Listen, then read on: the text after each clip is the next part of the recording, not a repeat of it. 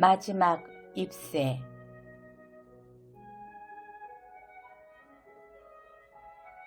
워싱턴 광장 서쪽은 입구도 좁고 여러 갈래의 골목길이 복잡하게 뻗어 있다.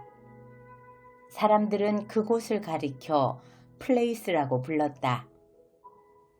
그곳은 하나같이 이상하게 생긴 모퉁이나 곡선을 형성하고 있었다. 어떤 화가는 이 거리에서 재미있는 사실 하나를 발견했다. 가령 물감이나 종이, 캔버스 대금을 받으러 온 가게 주인이 이 골목에 들어서면 돈을 받아내기 전에 자신이 들어왔던 길로 되돌아 나가고 있다는 사실을 알게 되리라는 점이다. 그곳 낡고 허름한 그리니치 마을에는 가난한 여러 예술가들이 모여들었다. 사람들은 북쪽으로 향한 창과 네덜란드식 지붕 및 다락방과 월세가 싼 방을 구하기 위해 골목 이곳저곳을 서성거렸다. 그들은 6번가에서 백납으로 만든 컵이나 간편한 풍로 따위를 2-3개 사가지고 이곳 그리니치로 들어왔다. 수와 잔씨도 그 많은 가난한 예술가 가운데 하나였다. 그들은 5월 어느 날 뭉툭한 3층 벽돌 건물 꼭대기에 화실을 얻고 이곳 생활을 시작했다. 수는 메인주 출신이고 잔씨는 캘리포니아주 출신이었다. 두 사람은 8번가에 있는 델모니코 식당에서 우연히 만났다. 가볍게 대화를 나누던 중 두 사람은 예술과 취미가 서로 일치한다는 것을 알게 되었다. 그들은 곧 함께 방을 얻고 동거에 들어갔다. 11월이 되자 폐렴이 온 마을을 휩쓸었다. 덩달아 의사들도 바빠졌다. 폐렴은 빈민가를 온통 휩쓸고 많은 희생자들을 발생시켰다. 비좁고 이끼 낀 플레이스의 미로 곳곳에서 환자들의 신음이 울려 퍼졌다. 캘리포니아의 부드러운 바람 속에서 자란 연약한 잔씨도 그만 폐렴의 희생자가 되었다. 잔씨는 페인트를 칠한 철제 침대에서 거의 꼼짝하지 못하고 누워 지내야만 했다. 잔씨에게 있어서 유일한 낙은 조그만 네덜란드식 유리창 밖으로 이웃 벽돌집 벽을 쳐다보는 일이었다. 잔씨가 폐렴에 걸린 며칠 후 어느 날 아침 의사가 잔씨를 방문했다. 의사는 잔씨를 이리저리 진찰한 후 수를 복도로 불러냈다. 살아날 가망은 거의 희박합니다. 한 10%쯤 될까? 의사는 담담하게 말했다. 10%는 뭘 뜻하나요? 수는 어두운 얼굴로 되물었다. 살아야겠다는 정신력이지요. 그녀는 자신이 영영 낫지 않을 것이라고 생각하고 있어요. 아예 생을 단념하고 있답니다. 뭐 좋은 방법이 없을까요? 힘이 미치는 데까지 서로 노력해 봅시다. 일단은 환자가 삶에 대한 희망을 잃지 않도록 주의를 기울여야 해요.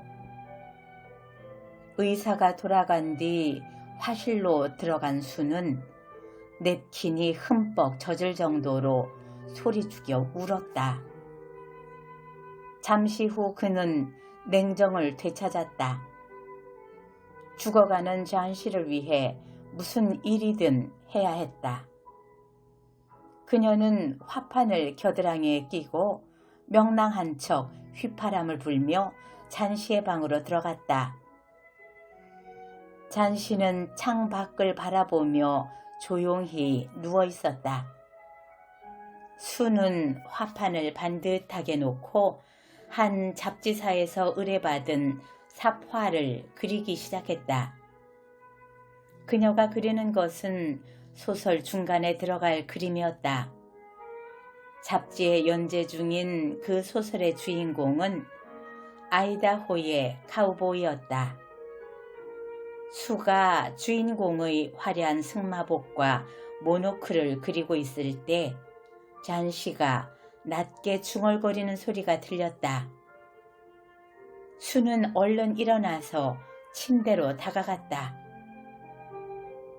잔씨, 무슨 일이야?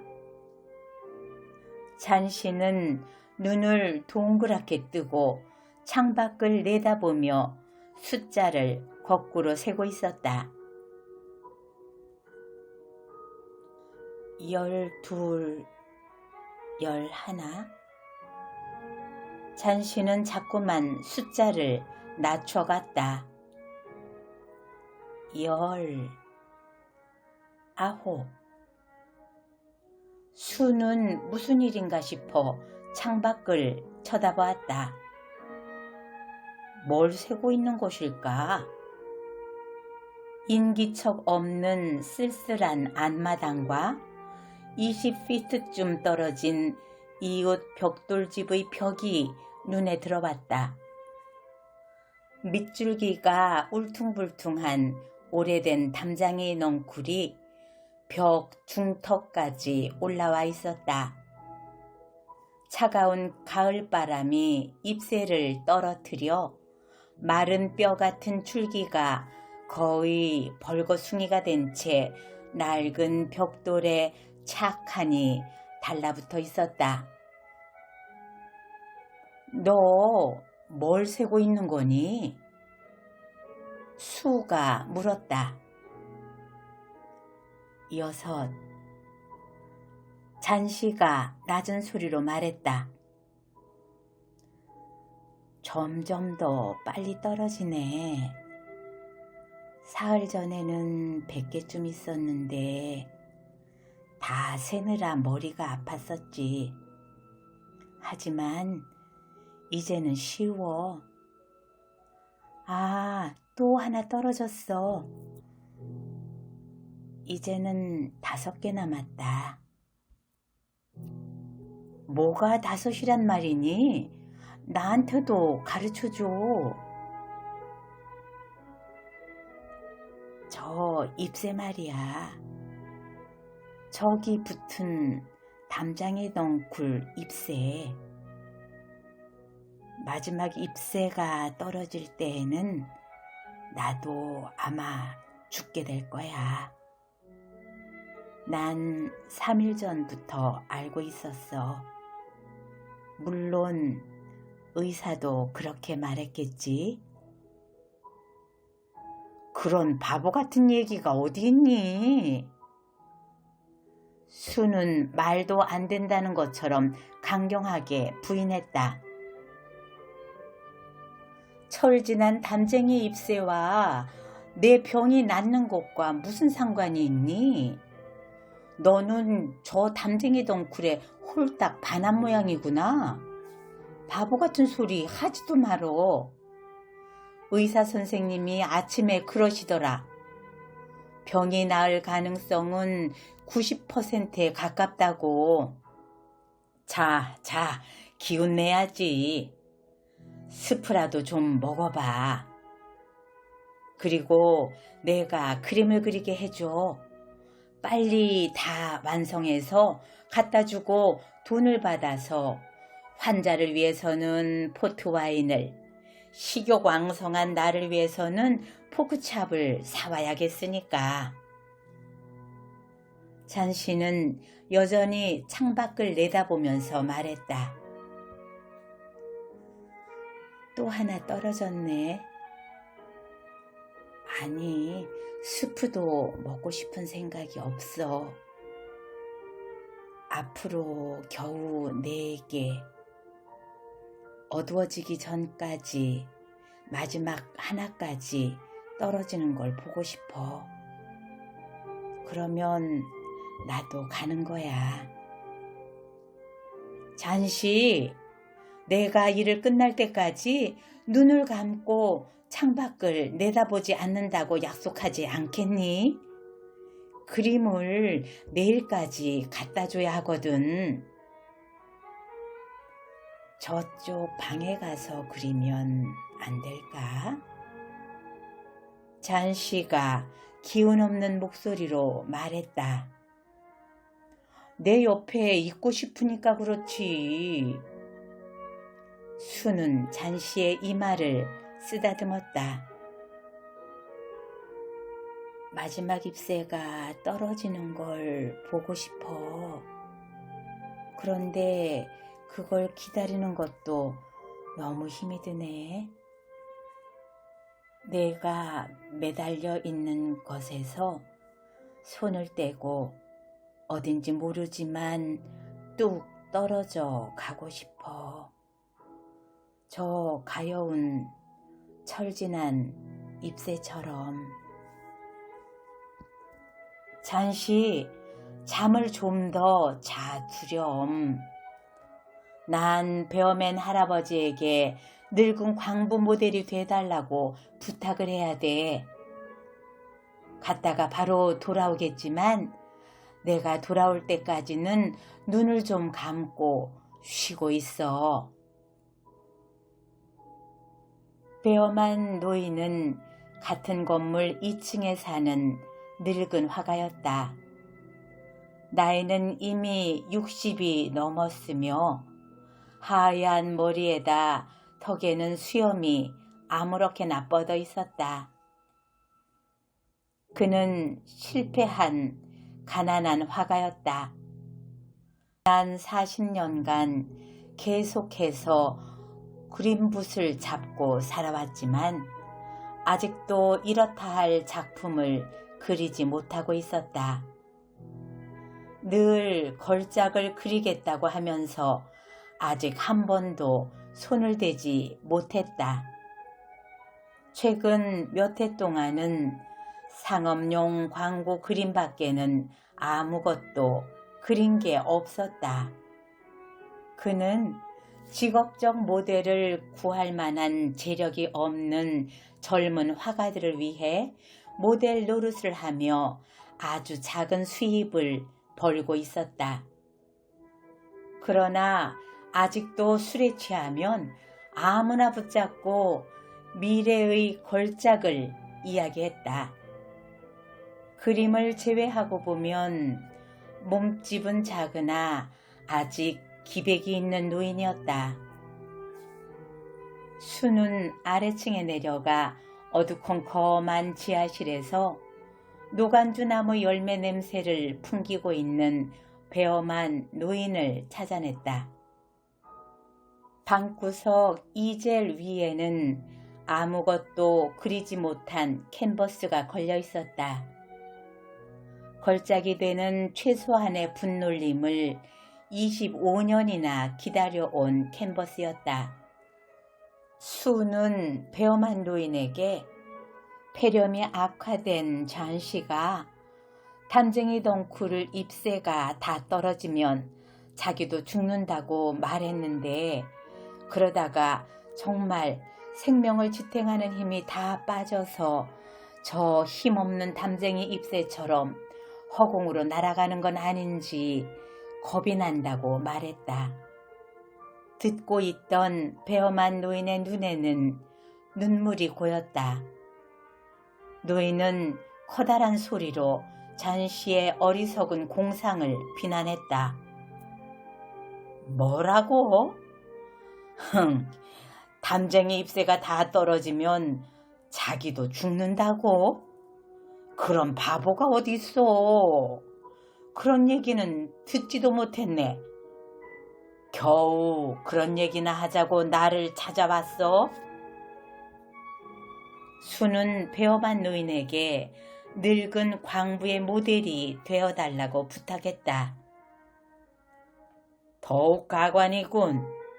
나더러 폐인이 된 늙은 광부의 모델이 되어달라고. 왜 하필이면 그런 게 되어달라는 거야? 딱 질색인걸. 그건 그렇고 잔씨가 정말로 그런 생각을 하고 있다는 거야? 큰일이네. 완전히 마음을 놓아버렸어요. 열이 높으니까 정신이 몽롱해져서 자꾸 이상한 생각이 드나 봐요. 괜찮아요, 배엄한 할아버지. 광부 모델이 되기가 싫으시면 그것도 괜찮아요. 하지만 할아버지는 정말 기분이 왔다 갔다 오락가락해서 믿을 수가 없어요. 그러자 배엄한 노인은 큰 소리로 말했다. 내가 언제 모델을 안 하겠다고 했나? 자, 어서 같이 자네 화실로 올라가세. 그나저나 잔씨가 걱정이군. 무슨 잔씨 같은 착한 아가씨가 병이 나서 누워있을 곳이 못 돼. 나도 자네도 이제 곧 걸작을 그려내야지. 그리고 다 같이 여기서 나가세. 이 골목을 탈출하는 거야. 두 사람은 3층으로 올라갔다. 잔씨는 잠이 들어 있었다. 수는 차양을 내리고 배엄한 노인에게 손짓으로 옆방으로 가자고 했다. 두 사람은 거기서 착잡한 기분으로 창밖을 내다보았다. 담쟁이 넝쿨은 정말로 잎새가 몇 개 남아있지 않았다. 두 사람은 잠시 동안 말없이 얼굴을 마주보았다. 시간이 흐르자 차가운 비가 내리기 시작했다. 배엄한 노인은 낡아 빠진 파란 셔츠를 입은 뒤 수를 위해서 낡은 광부의 포즈를 취했다. 이튿날 아침 수는 눈을 뜨자마자 잔씨의 방으로 갔다. 잔씨는 생기 없는 눈을 동그랗게 뜬 채 내려진 초록색 차양을 쳐다보고 있었다. 커튼을 올려줘. 밖이 보고 싶어. 잔씨는 힘없는 소리로 나지막히 말했다. 수는 어쩔 수 없이 부탁을 들어주었다. 한데 이게 웬일일까? 밤새 쉬지 않고 사나운 비바람이 휘몰아쳤는데도 담쟁이 넝쿨에는 잎새 하나가 여전히 달라붙어 있지 않은가? 그것은 넝쿨에 달린 마지막 잎새였다. 잎새 아래쪽은 거무스름한 초록색이고 가장자리는 노랗게 물들어 있었다. 그 마지막 잎새는 땅에서 20피트쯤 올라간 줄기에 용감하게 매달려 있었다. 마지막 한 입이네. 잔씨가 말했다. 밤사이에 다 떨어질 줄 알았더니 용케 견뎠네. 오늘은 떨어지겠지. 그리고 나도 같이 죽어가겠지. 멀고 먼 여행을 떠날 준비를 하는 사람처럼 그녀의 표정은 고요했다. 이제 달랑 잎새 하나가 남지 않았는가. 그녀를 이 지상에 연결시키고 있던 모든 인연이 하나하나 떠나감에 따라 망상이 더욱더 그녀의 마음을 지배하는 모양이었다. 하루가 지나고 황혼이 다가왔다. 그런데 마지막 남은 담장이 잎새는 여전히 벽을 의지한 채 달라붙어 있었다. 황혼 속에서도 뚜렷하게 보였다. 이윽고 어둠이 덮쳐오면서 또다시 북풍과 함께 비가 휘몰아치기 시작했다. 비는 계속해서 창을 두드렸다. 빗방울이 낮은 네덜란드식 처마에서 연신 흘러 떨어졌다. 날이 새자 잔씨는 또 차양을 올려달라고 졸랐다. 담장의 잎새는 역시 그 자리에 있었다. 잔씨는 누운 채 오랫동안 그것을 바라보았다. 그러다 가스난로 위에 놓인 냄비 안의 닭고기 수프를 휘젓고 있는 수를 불렀다. 수, 내가 잘못 생각했었나 봐. 잔씨가 말했다. 뭐를? 뭔지는 잘 모르겠지만 저기 마지막 잎새 하나를 남겨둬서 내 생각이 잘못이라는 걸 가르쳐 주려고 하는 모양이야. 이젠 알겠어. 죽기를 원한다는 건 일종의 죄악이야. 자, 스프를 조금만 줘. 우유에 포도주를 조금 탄 것도.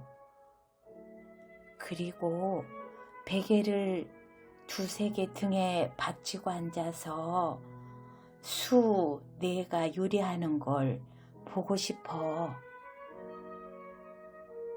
1시간쯤 지난 후 잔씨가 말했다. 언젠가는 나도 나폴리만을 그릴 수 있을 것 같아. 오후에 의사가 다시 찾아왔다. 의사가 돌아갈 때 수는 배웅을 하는 척 복도로 나왔다. 많이 좋아졌군요. 이젠 희망이 반반이라고 할까요? 의사는 수의 손을 잡고 말했다. 간호만 잘하면 나을 수 있겠습니다. 난 아래층으로 가서 새로 폐렴에 걸린 환자를 돌봐야 해요. 베어만이라는 사람인데 그 역시 폐렴입니다. 나이도 좀 있고 몸도 약해서 어려울 것 같군요. 그러나 조금이라도 좀 편안하게 누워있도록 오늘은 입원을 시킬 작정입니다. 그날 오후 잔씨는 침대에 누운 채 파란 털실로 목도리를 뜨고 있었다. 그때 수가 들어와서 그녀를 끌어안았다. 잔씨, 내게 할 말이 있어. 말해봐, 수.